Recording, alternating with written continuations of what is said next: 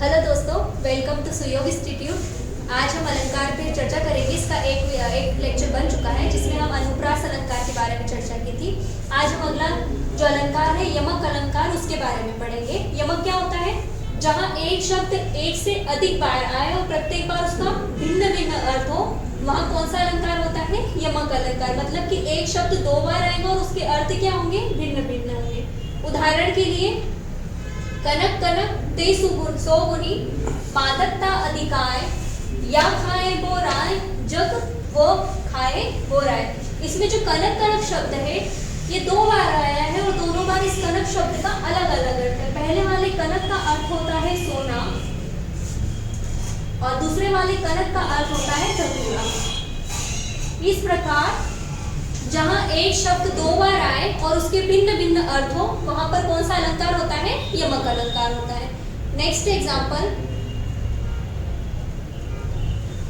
तीन बेर खाती थी वह तीन बेर खाती थी। इसमें जो बेर शब्द दिखाई दे रहा है आपको, ये दो बार आया है। दिखने में सेम है लेकिन इसका अर्थ भिन्न है। इसमें सीता जी का वृत्तांत है। जब वो वनवास काटने गई थी तो उसमें जब वो राजमहलों में रहती थी तब वो 3 बार खाती थी खाना, लेकिन जैसे ही वो वनवास गई तो अब वो सिर्फ 3 बेर खाकर अपना जीवन काट रही है। तो इस वाले जो बेर का अर्थ होता है संख्या से लिया गया है, जिसमें वह 3 बार खा रही है, मतलब 3 समय खा रही है।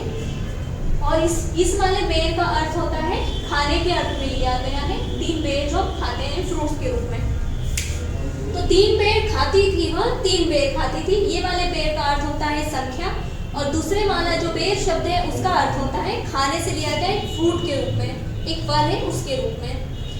काली घटा का घमंड घटा। दूसरा वाला जो एग्जांपल है उसमें काली घटा का घमंड घटा। इसमें काली घटा मतलब बादल हो रहा है। इस वाले घटा शब्द का अर्थ है बादल से लिया गया है और जो दूसरा शब्द है घटा मतलब कि कम होने से लिया गया है।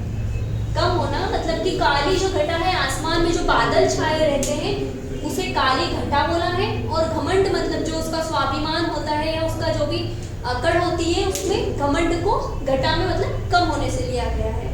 तो एक घटा का अर्थ है बादल के रूप में लिया गया है और दूसरे वाले घटा का अर्थ किसके रूप में लिया गया है? कम होना धीरे धीरे। ठीक है। तीसरा जो एग्जाम्पल है उसमें क्या है? सजना है मुझे सजना के लिए। इसमें जो सजना शब्द है इसमें तैयार होने से लिया गया है, सजने संवरने से लिया गया है, तैयार होना इसमें। और जो दूसरा शब्द सजना लिया गया है ये अपने प्रेमी के रूप में दर्शा रहा है। प्रेमिका अपने प्रेमी को बोल रही है, तो एक प्रेमी के रूप में दर्शाया गया है और एक तैयार होना या सजना संवरना से लिया गया है। ठीक है। फोर्थ है जेते तुम तारे तेते नभ में नभ तारे। तो जो पहला वाला तारे शब्द है उसका अर्थ होता है उद्धार करना। जैसे कि भगवान किसी के भक्त का उद्धार करते हैं, उस उद्धार से लिया गया है तारना, उसको उद्धार से लिया गया है तारे शब्द का। उसी प्रकार जो दूसरा तारे शब्द है उसका अर्थ आसमान में जो दिखाई देने वाले तारे होते हैं उससे लिया गया है। तो एक शब्द दिखाई देने में सेम होते हैं लेकिन उनके अर्थ में क्या होती है? भिन्नता होती है।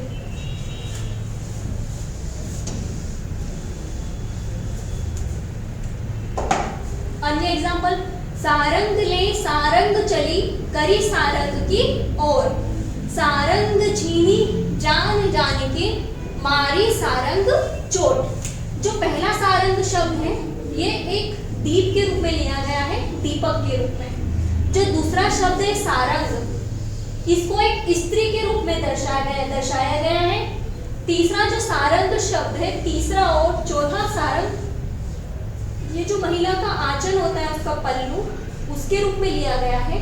और अंतिम जो सारंग है उसे हवा के रूप में लिया गया है। तो एक शब्द दिखाई देने में सेम है लेकिन उसके अलग अलग अर्थ है। इसमें इसके अर्थ समझा जाए तो एक जो महिला है दीपक लेकर अपने हाथ से दीपक हाथ में लिए जा रही है और जैसे ही वो हवा से बचाने के लिए उसको अपना आंचल से ढक लेती है, लेकिन तेज हवा आते ही वो दीपक बुझ जाता है। तो इस तरीके से एक सारंग का अर्थ दीपक से लिया गया है, दूसरे सारंग का अर्थ महिला से लिया गया है, तीसरा और चौथा सारंग आंचल को दर्शाता है। और पांचवें सारंग का अर्थ क्या है? हवा। अंतिम जो उदाहरण है उसको समझने का प्रयास करेंगे। हरि बोला हरि ने सुना, हरि बोला हरि ने सुना, हरि गयो हरि के पास, हरि देखा हरि में गया, हरि रहा गयो उदास। जो पहला हरि है, हरि को लिया गया है शब्द क्या किस अर्थ में? मेंढक के अर्थ में। हरि को हरि मेंढक को भी बोला जाता है। दूसरा जो हरि है वो सर्प से लिया गया है। तीसरा जो हरि है इसमें मेंढक और सर्प का वृत्तांत चल रहा है। ये वाला जो हरि है इसे पानी से लिया गया है। तो इसका अर्थ क्या है? इसका अर्थ है कि जब मेंढक की आवाज सुनकर सर्प आता है और दोनों एक दूसरे को देखते हैं, लेकिन जैसे ही पास में सर्प आता है मेंढक के, तो मेंढक क्या करता है? पानी में कूद जाता है। तो ये वाला जो हरि शब्द है किसको दर्शा रहा है? पानी को। तो एक जो हरि शब्द है उसके अलग अलग अर्थ हैं। पहले वाले हरि का अर्थ है मेंढक से, दूसरा वाले हरि शब्द का अर्थ है सर्प से। हरि जब मेंढक की आवाज टर सुनता है तो सर्प आता है और इन दोनों एक दूसरे को पास आते हैं, और जैसे ही पास आता है तो मेंढक को झपटने सर्प आता है और सर्प को देखते मेंढक पानी में कूद जाता है।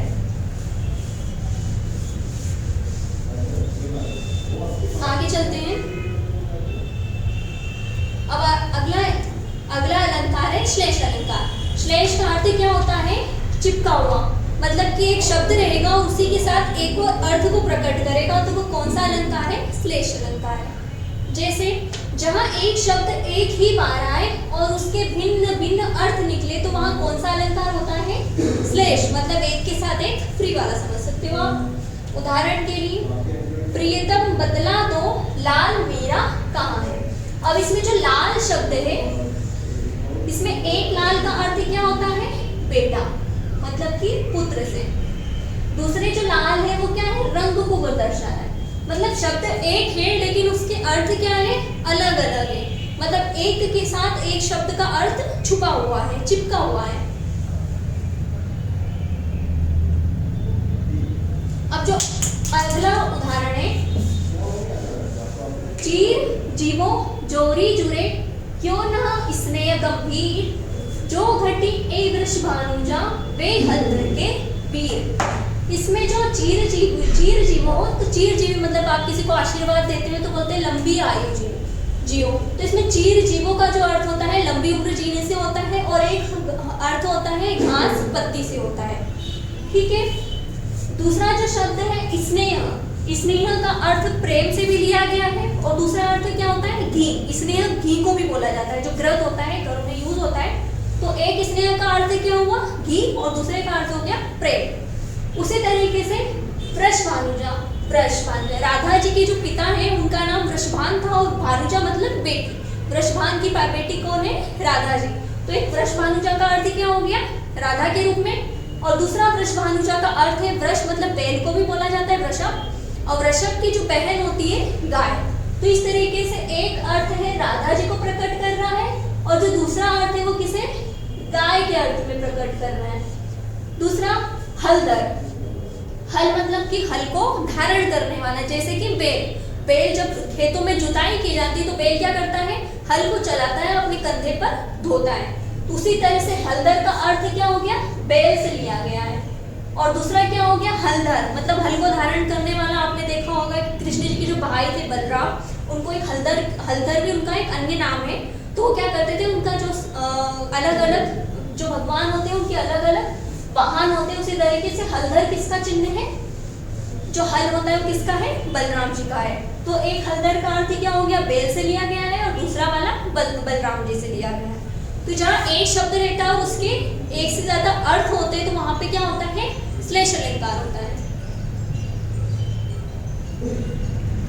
अब अगला उदाहरण, रहीमन पानी राखिए, बिन पानी सब सून, पानी गए ना उबरे, मोती मानुष जुट। जो पहला वाला पानी शब्द है इसका अर्थ तो हम पीने वाले जल से लिया गया है, लेकिन जो दूसरा वाला पानी शब्द है इसका अर्थ अलग, मतलब कि इज्जत से लिया गया है, जिसमें मान सम्मान आता है। जैसे कि मोती की इज्जत किसमें है? जो उसका पानी चढ़ाया जाता है जिससे उसमें पॉलिश होती है, उसकी पहचान किससे? जो ऊपर से उसमें कलर दिया जाता है, मोती की जो शाइन आती है, तो उसकी इज्जत क्या है? उसका जो ऊपर पानी चढ़ाया जा रहा है मोती में, उससे है। मनुष्य का भी आप बोलते हैं कि उसके आंखों की शर्म मर गई, तो इसका क्या हुआ? उसकी मनुष्य की इज्जत किसकी, मतलब कि जो कुछ उसकी पहचान है उसकी क्या इज्जत से है। जिस समाज में उठना बैठना है, रीति रिवाज को मानना, तो इस स्थान जो उसको स्थान समाज में दिया जाता है तो वो इज्जत से मिलता है उसको समाज में स्थान। तो क्या हो गया? मनुष्य के लिए उसका जो सम्मान है वो क्या है? उसकी इज्जत है। और चून मतलब क्या होता है? चूना। तो आपने देखा होगा कि चूना जब गीला रहता है तो वो पुताई के काम आता है, लेकिन जैसे उसमें से पानी मतलब कि पानी सूख जाता है तो कड़क पत्थर बन जाता है। तो उसी तरीके से उस चूने की इज्जत क्या हो गई? उसका पानी हो गया, मतलब पानी से ही उसकी पहचान है। मनुष्य की पहचान क्या है? वो भी उसकी इज्जत है। और मोती की पहचान क्या है? उसके ऊपर जो पॉलिश चढ़ाई जाती है, पानी चढ़ाया जाता है, वो उससे मोती की पहचान उसके पानी से होती है। तो क्या हो गया? एक पानी का अर्थ हो गया जल से, और दूसरे वाले पानी का अर्थ क्या आ गया? इज्जत से। और उसके भी सबके लिए अलग अलग अर्थ है। अब अगला देखते हैं अलंकार वक्रोक्ति।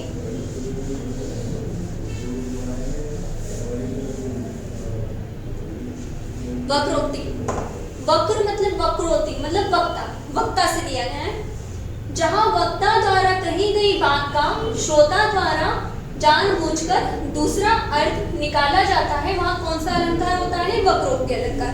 मतलब वक्ता मतलब कहने वाला कुछ और कहता है, और श्रोता जो सुनने वाला है वो अपनी तरफ से कुछ और अर्थ निकाल लेता है, और जानबूझकर कर रहा है, और अनजाने में नहीं, जानबूझकर उसका कुछ और बात का अर्थ निकाल रहा है। तो वो कौन सा आता है? वक्रोक्ति। मतलब वक्ता के द्वारा कहा कुछ गया है और श्रोता के द्वारा क्या कुछ और अर्थ निकाला गया है, तो वो कौन सा है?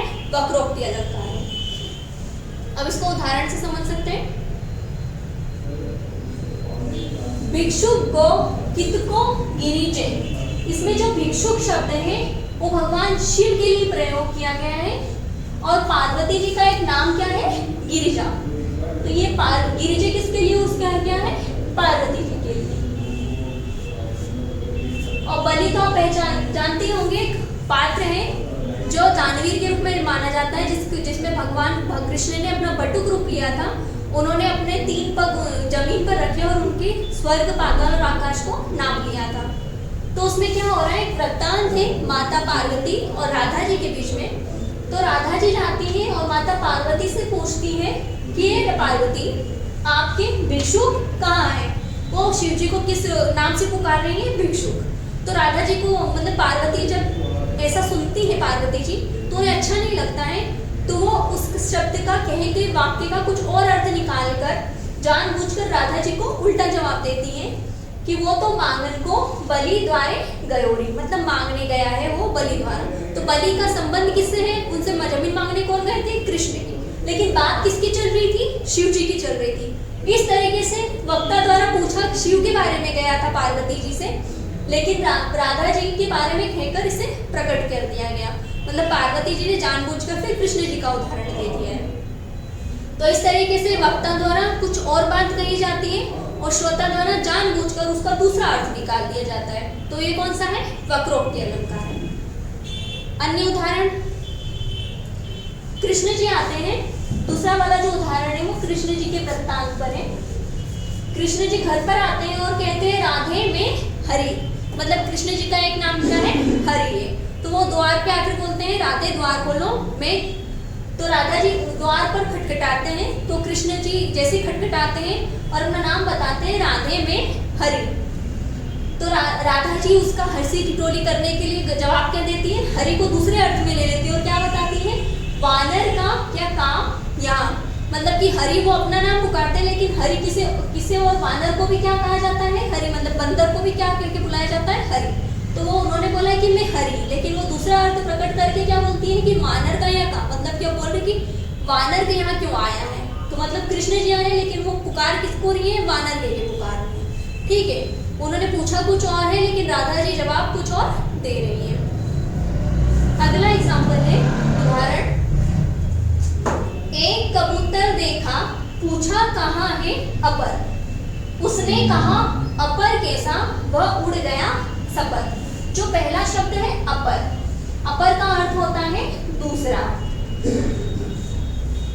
उसने कहा अपर, मतलब अ और पर संधि विच्छेद कर दे तो अ मतलब बिना पर का, जिसके पंख ना हो। और ये वाले सपर का मतलब पर के साथ, मतलब पंख के साथ से लिया गया है। तो इसका उदाहरण क्या हुआ? एक कबूतर देखा, किसी व्यक्ति ने कबूतर देखा और सामने वाले किसी श्रोता से पूछा कि दूसरा कबूतर कहाँ है, लेकिन उसने जो जवाब क्या बदल के देता है कि उसने कहा अपर कैसा, मतलब बिना पर का कैसा, उसके तो पर थे इसलिए वो पर के साथ उड़ गया। मतलब उसने पूछा कि दूसरा कबूतर कहाँ है, लेकिन उसने अपर का दूसरा अर्थ बताकर अपर मतलब कि सपर उड़ने वाला अर्थ बता दिया है। तो मतलब क्या हो गया? वक्ता द्वारा कहा कुछ जाता है और श्रोता द्वारा उसका जानबूझकर कुछ और जवाब दिया जाता है। तो वो कौन सा अलंकार होता है? वक्रोक्ति होता है। आगे बढ़ते हैं हम। ये शब्द अलंकार का ही एक अन्य उदाहरण है, अलंकार है पुनरुक्ति प्रकाश अलंकार। पुनः मतलब कि दोबारा। पुनः का होता है, पुनः मतलब कि एक शब्द को दोबारा यूज किया जाता है और किसी चीज को आकर्षित बनाने के लिए, मतलब उसके शब्द को सौंदर्य बढ़ाने के लिए उसका अर्थ नहीं होता है, लेकिन उसको डबल इसलिए बता रहे हैं कि वो थोड़ा आकर्षित सके। तो इसमें क्या होता है? इस अलंकार में कथन के सौंदर्य मतलब सुंदरता दिखाने के लिए, आकर्षक बनाने के लिए आप क्या करते हो? एक शब्द का दो बार यूज करते हो, लेकिन जब उपयोग करते हो तो उसका अर्थ अलग अलग नहीं होता है, सिर्फ अर्थ तो एक ही होता है, लेकिन वाक्य को आकर्षित बनाने के लिए क्या करते हैं? हम एक से डबल बार उसका यूज करते हैं। उदाहरण से समझेंगे।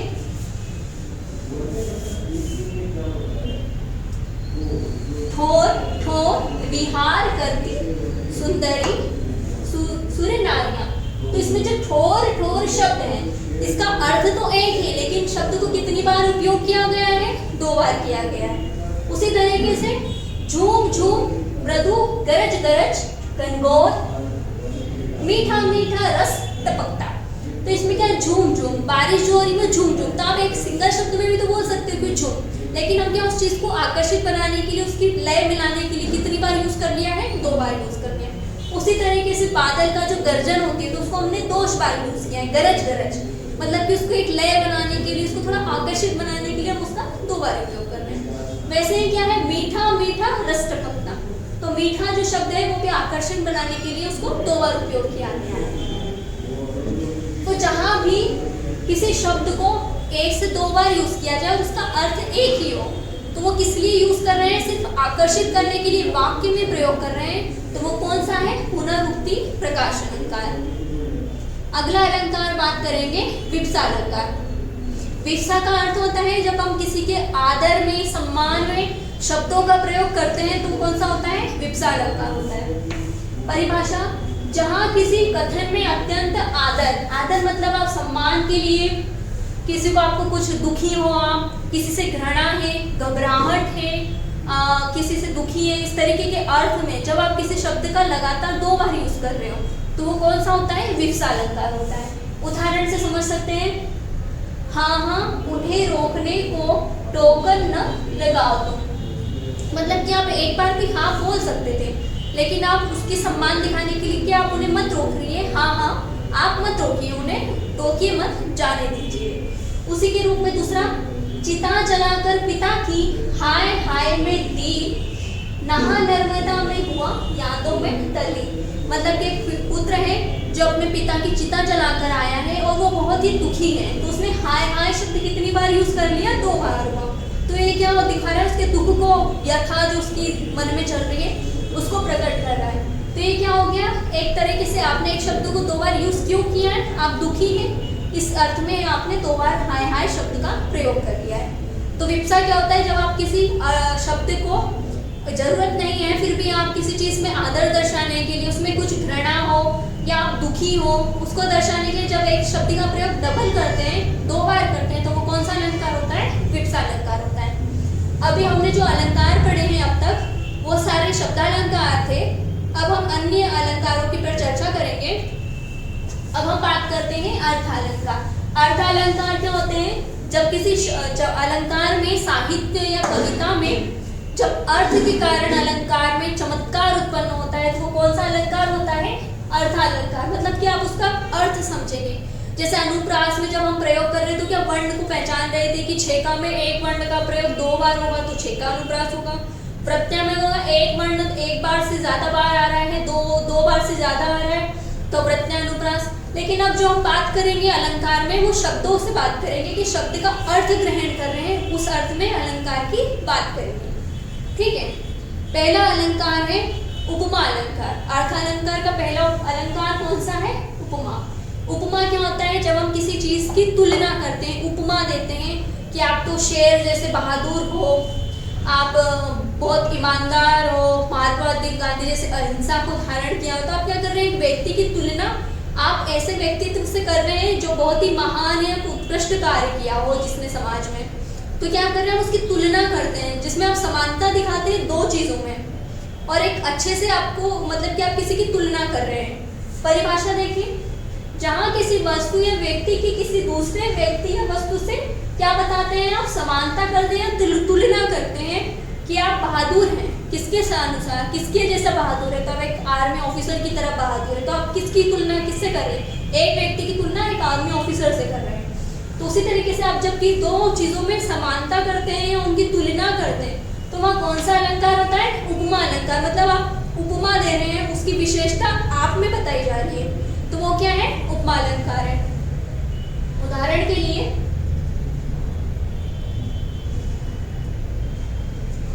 राधा का मुख चंद्रमा के समान सुंदर है। तो जो राधा है, राधा का जो फेस है वो किसके समान सुंदर है? चंद्रमा के समान सुंदर है। तो यार राधा क्या है? एक व्यक्ति है, और राधा की तुलना किससे करी जा रही है? चंद्रमा के अनुसार। जो चंद्रमा एक अलग ही लालिमा देता है, सुंदरता प्रकट कर रहा है, तो एक सुंदर वस्तु से राधा के मुख की क्या की जा रही है? तुलना की जा रही है। अब जो अलंकार होता है उपमा अलंकार, इसके 4 भेद होते हैं। उपमा के पहले 4 भेद होते हैं, मतलब कि 4 अंग है, उसके भाग हैं। पहला है उपमान। उपमान मतलब कि उपमान जिससे कि हम तुलना कर रहे हैं, जिससे हम तुलना करते हैं।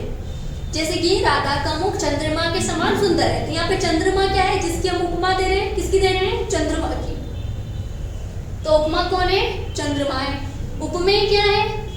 जिसकी तुलना की जा रही है। जैसे राधा का मुख चंद्रमा के समान सुंदर है, तो उपमेय क्या है? जिसकी तुलना की जा रही है, वो क्या है? उपमेय। साधारण धर्म क्या होता है? साधारण धर्म मतलब कि गुण, जिसकी सुंदर, जैसे राधा का मुख चंद्रमा के समान सुंदर है, तो सुंदरता क्या है? गुण है, जिसके द्वारा तुलना की जाए। तो साधारण धर्म क्या है? उसका गुण है।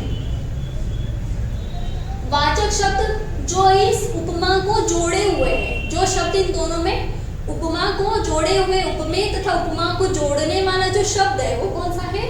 वाचक शब्द। वाचक शब्द जिस शब्द में द्वारा उपमा की जाती है, मतलब उपमा और उपमेय में अंतर किया जा रहा है जिस शब्द के द्वारा, वो कौन सा है? वाचक शब्द। वाचक शब्द कौन कौन से हो सकते हैं जिससे आप पहचान सकते हैं कि ये उपमा अलंकार है? कि जरूरी नहीं हर चीज का आपको अर्थ पता हो, आप कुछ पहचान या ट्रिक या किसी शब्द से पहचान सकते हैं कि उपमा अलंकार है। तो पहला क्या है? उपमा की पहचान क्या हो सकती है? समान, सरिस, जैसा, सा, सी, हूबहू, सम और सदृश। मतलब जब आप अंतर कर रहे हैं और अगर आप समानता शब्द देखते हैं, सरिस शब्द देखते हैं, जैसा, सा, सी, हूबहू, सम और सदृश, अगर ये शब्द आपको उदाहरण में दिख रहे हैं तो आप क्या लगाएंगे? उस उदाहरण का उत्तर क्या लगाएंगे? उपमा अलंकार। तो ये उपमा अलंकार की पहचान क्या है? सा, सी, सुदृश और समान और सम। अगला उदाहरण है महंगाई निरंतर बढ़ रही, ध्रुपद सूता की चीर सी। इसमें जो महंगाई है ये क्या है? उपमेय है। हम किसकी बात कर रहे हैं अभी उदाहरण में? महंगाई की। जिसकी हम बात कर रहे हैं वो महंगाई है, मतलब उपमेय है। बढ़ किसके समान रही है? तुलना किससे कर रहे हैं? उपमा किसकी दे रहे हैं? ध्रुपद सूता, मतलब कि ध्रुपद की बेटी जो द्रौपदी थी, जब उनका महाभारत में बताया जाता है चीरहरण हुआ था, तो जब कृष्ण जी ने उन्हें चीर दिया था तो लगातार वो साड़ी बढ़ रही थी ऐसे। तो उसमें जो द्रौपद में चीर क्या है? गुण बताया गया है, गुण सा बढ़ रहा था, मतलब कि चीर जिसकी विशेषता बताई जा रही है वो साड़ी जो थी वो चीर, वो क्या है? गुण है। सी मतलब क्या? आप एक वाचक शब्द से इसको जोड़ रहे हैं, मतलब किसके जैसी बढ़ रही? तो चीर सी बढ़ रही थी। शब्द है वो क्या है? वाचक शब्द। अब जो उपमा होती है, उपमा अलंकार के भी दो रूप होते हैं। पहला होता है पूर्ण उपमा और लुप्त उपमा।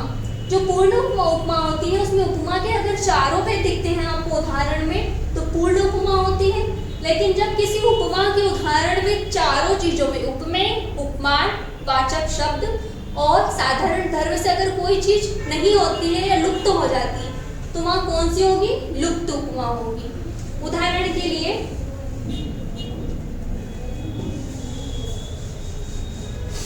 बिजली सी पड़ रही थी विकराल। इसमें जो बिजली शब्द है, बिजली की हम तुलना कर रहे हैं तो ये बिजली क्या है? उपमान है। सी क्या है? वाचक शब्द है। विकराल क्या आ गया? गुण आ गया। विकराल मतलब कि बहुत ही तेजी से गिर रही थी, विकराल उसने विशाल रूप ले लिया था। तो बिजली की तुलना के तो इसमें मिसिंग क्या है? उपमेय या लुप्त क्या है? लुप्त क्या है? उपमेय। इसमें क्या हो गया? लुप्त हो गया। तो ये क्या हो गया? लुप्त उपमा का उदाहरण हो गया, जिसमें कि अगर उपमा के चारों अंग नहीं रहते हैं तो लुप्त उपमा है। और जो बिजली सी पड़ रही थी विकराल में जो शब्द वाक्य दिया गया आपका उदाहरण, उसमें उपमेय अनुपस्थित है। आगे बढ़ते हैं। रूपक मतलब रूप।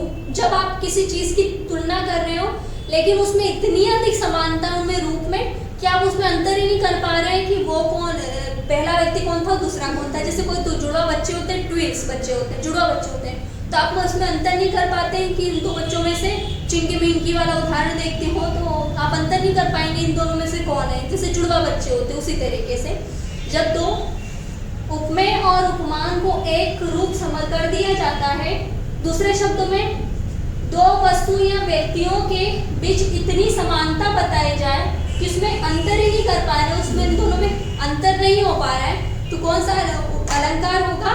रूपक अलंकार होगा। इसकी पहचान क्या होती है? योजक चिन्ह।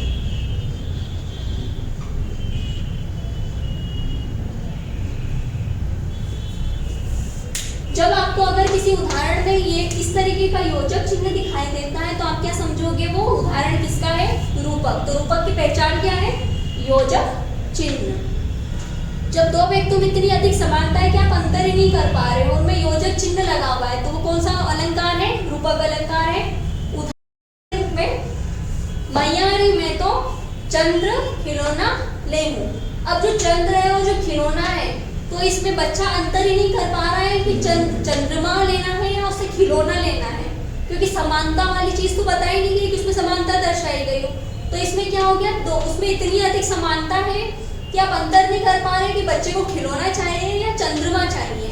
ठीक है। और यहाँ पे पहचान क्या है? योजक चिन्ह। दूसरा, एक राम घनश्याम हित चातक तुलसीदास।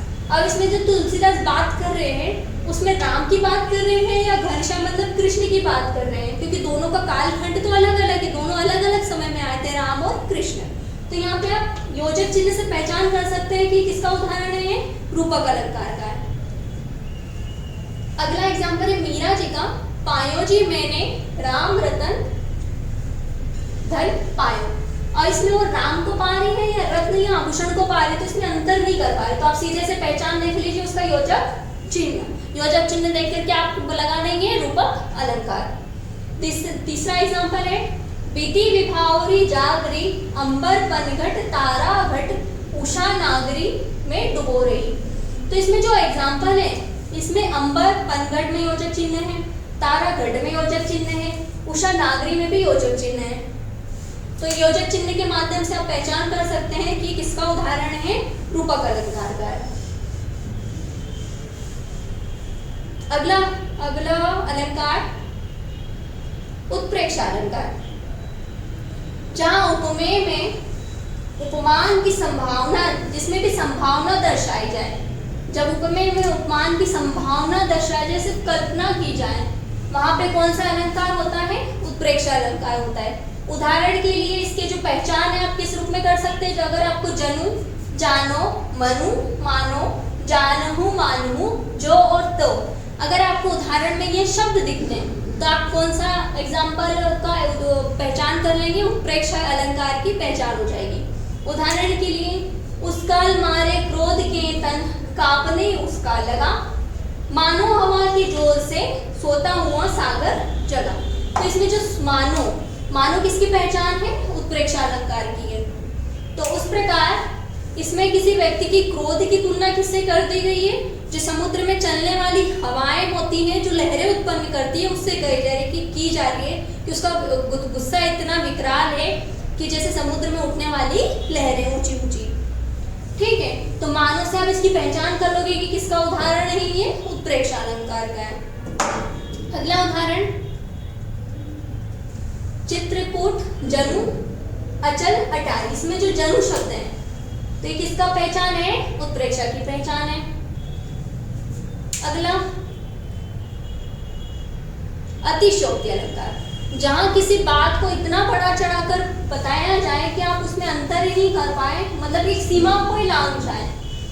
कितना मतलब आपने इतना बड़ा चढ़ाकर बातें दी हैं, मतलब कि आपको सीमा ही नहीं है, आपने उसको लांघ दिया, तो वहां कौन सा होगा, अतिशयोक्ति अलंकार होता है। परिभाषा देखते हैं, जहां किसी बात को इतना बड़ा चढ़ाकर वर्णन किया जाता है कि लोग सीमा को, मतलब उसकी कोई लिमिट ही नहीं हो कि आप इतनी बड़ी बड़ी बातें कर रहे हैं, तो वहाँ कौन सा होगा, अतिशयोक्ति होगी। आपको आश्चर्य होगा कि ऐसा भी हो सकता है क्या, तो इस तरीके से कौन सा अलंकार हो जाएगा, अतिशयोक्ति। उदाहरण के लिए, पड़ी अचानक नदी अपार, घोड़ा कैसे उतरे पार, राणा ने सोचा इस पार और चेतक था उस पार। इसमें क्या उदाहरण लिया गया है, उस उदाहरण का अर्थ ये है कि जब महाराणा प्रताप थे, उनके घोड़े का नाम था चेतक। तो वो जब युद्ध करके जा रहे थे, तो जब वो नदी पार करने लगे तो नदी इतनी उफान पे थी कि वो सोच रहे थे कि घोड़ा नदी किसे पार करेगा। वो सोच ही रहे थे, इतने ही क्षण में क्या कर लिया, चेतक घोड़े ने नदी को पार कर लिया। तो इसमें जो चेतक घोड़ा है उसकी इतना अतिशयोक्ति, मतलब कि इतनी ज्यादा पढ़ाई की गई है कि वो जो सीमा को लांघ गया है, इतनी मतलब कि आप विश्वास नहीं कर सकते, वो वाली उसने काम कर दिया है। तो इसमें क्या हो गया, अतिशयोक्ति अलंकार है, बहुत बड़ा चढ़ा के वर्णन कर दिया। हनुमान की पूंछ में लगना पाई आग, लंका सारी जरी गई, गए निशाचर भाग। इसमें जो हनुमान जी का वर्णन किया गया है, जिसमें हनुमान जी की पूंछ में आग अभी लगी नहीं है, लेकिन इतनी देर में क्या हो गया, लंका सारी जल गई और निशाचर भाग गए। तो इस तरीके से इसमें हनुमान जी का बहुत ही बड़ा चढ़ाकर वर्णन किया गया है। तीसरा, देख लो साकेत नगरी, है वही जो स्वर्ग से मिलने गगन से जा रही। इसमें जो साकेत नगरी है उसका वर्णन इस प्रकार से किया गया है कि वो स्वर्ग से मिलने जा रही हो गगन में। तो इस तरह की जो साकेत नगरी उसका बहुत ही बड़ा चढ़ाकर वर्णन किया गया है। जहाँ किसी वस्तु को देखने पर संशय, मतलब कि आप उसमें अंतर नहीं कर पा रहे, आप संशय में पड़े हुए हैं कि आखिर ये वस्तु है या नहीं है। तो जब आप किसी वस्तु को देखते हो और आपको विश्वास नहीं होता है, आप कंफ्यूज सा महसूस करते हो, तो वहाँ कौन सा अलंकार होता है, संदेह अलंकार होता है। उदाहरण के लिए, सारी बिच नारी है या नारी बिच सारी, सारी है कि नारी है कि साड़ी। इसमें जब कोई व्यक्ति किसी व्यक्ति को, नारी को दूर से देखता है तो उसे कंफ्यूज होता है, वो उसमें मतलब कि संदेह करता है कि साड़ी के बीच नारी है या नारी के बीच साड़ी है, मतलब दूर से कंफ्यूज है कि किसने किसको लपेटे हुआ है। तो इस तरीके से जिसमें संदेह की भावना व्यक्त होती है वो संदेह अलंकार होता है। अब आप इसकी पहचान कैसे करेंगे, अगर वाक्य में की, बड़ी की दो, के दो, आ अथवा या शब्द दिखाई देता है तो वहाँ पे कौन सा अलंकार होगा, संदेह अलंकार होगा। यहाँ पे इसकी पहचान करेंगे तो क्या, सारी बिच नारी है कि सारी, नारी बिच साड़ी, सारी है कि नारी, नारी है कि साड़ी। इसमें की शब्द की लगातार आवृत्ति हुई है, मतलब ये किसका उदाहरण है, संदेह अलंकार का है। अन्योक्ति अलंकार, अन्योक्ति मतलब अन्य के लिए कही गई बात। जहाँ उपमान अप्रस्तुत के वर्णन के माध्यम से उपमेय जो सामने दिखाई दे रहा है उसका वर्णन किया जाए, वहां पे कौन सा होता है, अन्योक्ति अलंकार। जैसे कि आप सामने किसी और की बात कर रहे हैं लेकिन आपका इशारा कहीं और किसी और व्यक्ति की ओर हो, तो वो कौन सा होता है, अन्योक्ति, मतलब अन्य के द्वारा बात कही गई है, जो आपकी प्रत्यक्ष रूप से आपके सामने नहीं है, लेकिन आप इशारा किसकी ओर कर रहे हैं, सामने वाली की ओर, लेकिन उदाहरण किसी तीसरे का दे रहे हैं, तो वो कौन सा है, अन्योक्ति अलंकार। उदाहरण के लिए, माली आवत देख कर कलियन करी पुकार, फूले फूले चुन लिए कल ही हमारी बारी। इसमें क्या माली को देखकर कलियां बोल रही है कि फूल फूल जो हो थे उन्हें माली तोड़ कर ले गया, लेकिन कल क्या होगा, जब ये कलियां बड़ी होकर फूल बन जाएंगी तो माली इन्हें भी तोड़कर ले जाएगा। लेकिन आप जब इस उदाहरण को सामने से देखते हैं तो आपको लग रहा है फूल और कलियों की बात हो रही है, लेकिन जो वास्तविक अर्थ किसमें बताया जा रहा है, माली का अर्थ लिया जा रहा है यमराज से। फूलों का जो अर्थ लिया जा रहा है वो जो बूढ़ा हो गया है उससे लिया गया है, और जो कली के अर्थ लिया गया है युवा पीढ़ी से। तो यमराज जब ले जाएगा, जो बूढ़े हो गए हैं उनकी बारी आएगी, लेकिन जैसे समय बीतेगा तो जो आज युवा है वो भी कल जाकर क्या हो जाएंगे, वृद्ध हो जाएंगे, तो यमराज क्या ले जाएंगे, उन्हें भी अपने साथ ले जाएंगे। तो मतलब दिखाई कलियों का उदाहरण दिया जा रहा है, लेकिन जो उसका वास्तविक अर्थ किसकी ओर इशारा करता है, दूसरे अर्थ की ओर इशारा करता है। अन्य उदाहरण, बड़ा हुआ तो क्या हुआ, जैसे पेड़ खजूर, पंखी को छाया नहीं फल लागे अति दूर। आपने खजूर का पेड़ देखा होगा, तो खजूर का पेड़ बहुत ऊंचाई पे लगता है और उसकी छाया, पत्तियां छोटी छोटी होती हैं, जो इतनी ऊंचाई होने के कारण नीचे छाया भी नहीं दे पाता है। लेकिन इस एग्जाम्पल का जो उदाहरण है वास्तविक, ये इशारा करता है कि आप कितने भी बड़े हो और अगर आप किसी की मदद ना कर पाए तो आपका इतना बड़ा होना या अमीर होना, आपके पास रुपए होना का मतलब क्या है। जैसे कि उदाहरण के लिए अंबानी का ले सकते हैं कि जो एशिया के सबसे अमीर व्यक्ति है, लेकिन भारत में फिर भी क्या है, गरीबी है। तो इसका मतलब ये है कि इतने अमीर होकर भी आपका क्या फायदा जब आपका देश गरीब है, इतना गरीबी है, लाचारी है आपके देश में। तो इसी अर्थ में लिया गया है कि आप कितना भी बड़ा हो जाए, अगर आप किसी के काम नहीं आ पा रहे हैं तो आपका बड़ा होना या अमीर होना या कुछ आपके पास सुविधा होने का कोई मतलब नहीं है। अन्य अलंकार की बात करते हैं, विभावना। जहाँ साधन या कारण के न होते हुए भी काम होता है, मतलब विभावना, मतलब जो चीज नहीं है फिर भी उसके काम लगातार चलता जा रहा है, वो विभावना है। उदाहरण के लिए इसका पहचान कैसे करेंगे, बिना या नहीं, जो चीज नहीं है फिर भी आपका काम हो रहा है। जैसे कि आपके पास कोई चीज नहीं है फिर भी आप पढ़ाई कर लेते हो, किसी और चीज का उपयोग कर लेते हो। जैसे अब आप बच्चे स्कूल नहीं जा रहे हैं, ऑनलाइन क्लासेस कर रहे हैं, तो क्या हो रहा है, आपके पास साधन नहीं है, अब स्कूल नहीं जा रहे, तो आपने दूसरा ऑप्शन क्या निकाल लिया, ऑनलाइन पढ़ाई करना। तो क्या आपके पास साधन नहीं है लेकिन फिर भी आप काम हो रहा है। उदाहरण के लिए, बिनु पग चलई सुनई बिनु काना, मतलब बिना पैर के चलना, और सुनई बिनु मतलब बिना कान के भी वो सुनाई दे रहा है उसे। कर बिनु कर्म करे विधि नाना, मतलब उसके पैर नहीं फिर भी वो अलग अलग तरह के कर्म करता है। आनन रहित सकल सरस भोगी, मतलब उसका आनन मतलब कि मुख, उसका मुख नहीं है फिर भी वो अलग अलग तरह के व्यंजनों का रस भोग रहा है। चौथा, बिनु बानी वक्ता बड़ जोगी, मतलब कि उसकी आवाज नहीं है फिर भी वो वक्ता बड़ी बड़ी बातें बोल रहा है। तो इसमें क्या है, जो चीज नहीं है उसके बारे वो भी काम हो रहा है। अगला, जाके मुख माथा नहीं चित स्वरूप, करे कर्म अनेक विधि, सो है तत्व अनूप।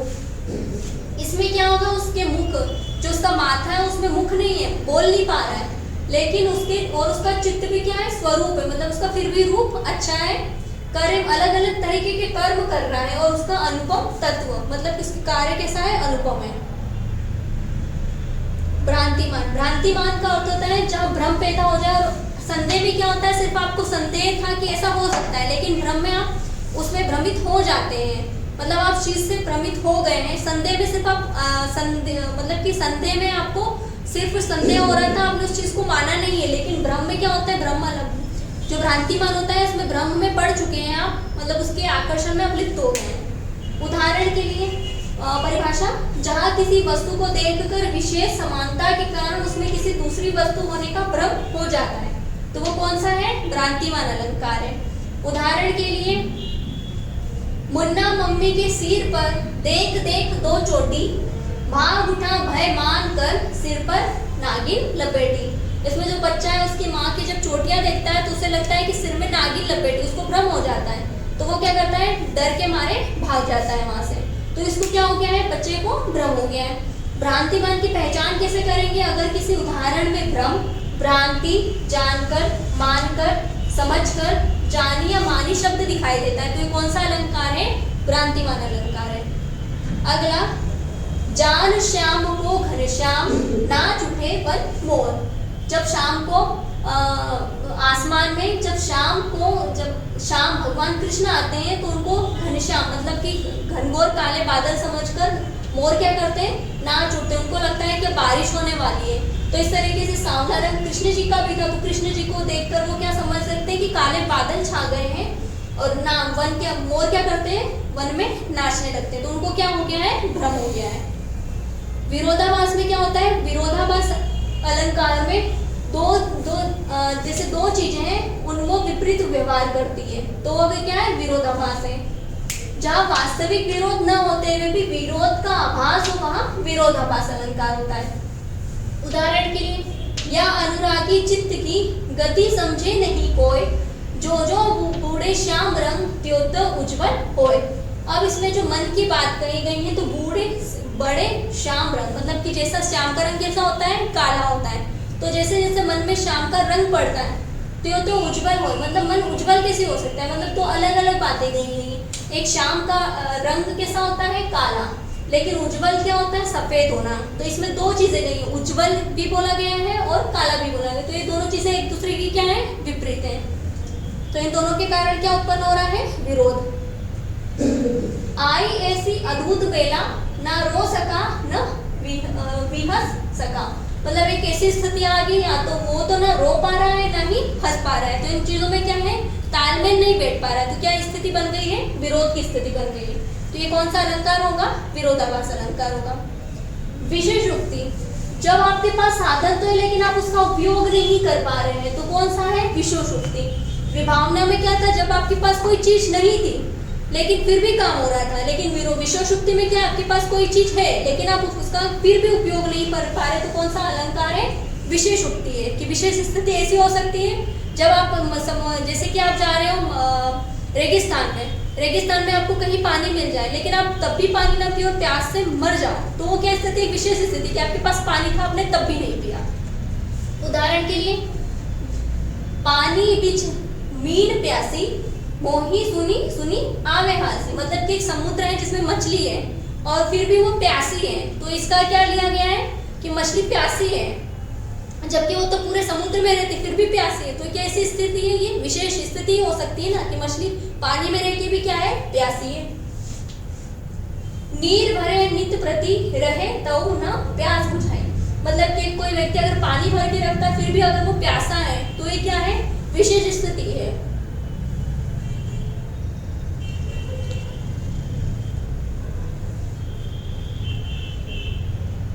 अगला है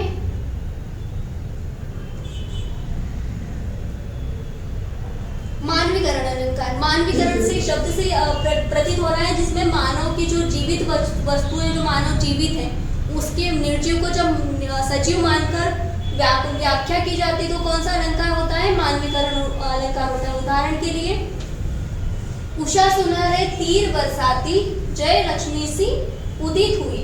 तो इसमें जब सुबह होती है तो सुबह की जब किरणें प्रतीत होती है तो ऐसा लगता है जैसे कोई तीर चल रहे हो। तो इसमें जो उषा होती है निर्जीव सी है, लेकिन उसकी तुलना किससे की जा रही है? लक्ष्मी जी की जैसी कृपा बरसती है, जो धन की वर्षा होती है उससे की जा रही है। तो इसमें क्या होगा? एक चीज है निर्जीव और दूसरी चीज क्या है? सजीव। जब निर्जीव की सजीव से तुलना की जा रही है तो वो कौन सा होता है? मानवीकरण अलंकार होता है। चुपचाप खड़ी थी वृक्ष पात, सुनती जैसे कुछ निजी बात। मतलब एक वृक्ष की बेल जो साइलेंट मतलब कि एकदम शांत खड़ी है, तो उसका उदाहरण मानव से लिया गया है कि ऐसा लग रहा है कि जैसे कोई मानव किसी की बात सुनता है ना, निजी सी बात, एकदम शांत रहकर, उस तरीके से। तो एक सजीव की निर्जीव से तुलना की जा रही है। मेघ आए बन ठन कर, मतलब कि बादल ऐसे लग रहे हैं जैसे कि वो तैयार होकर बन ठन के आए। तो इसमें क्या हो गया? बादल को एक सजीव मानकर उसका वर्णन करे कि वो तैयार होके आए। तो जब किसी की निर्जीव का सजीव मानकर वर्णन किया जाता है तो कौन सा अलंकार होता है? मानवीकरण अलंकार होता है। ठीक है, इसी के साथ हमारा अलंकार जो टॉपिक है वो खत्म होता है। अगले वीडियो में मिलते हैं। धन्यवाद।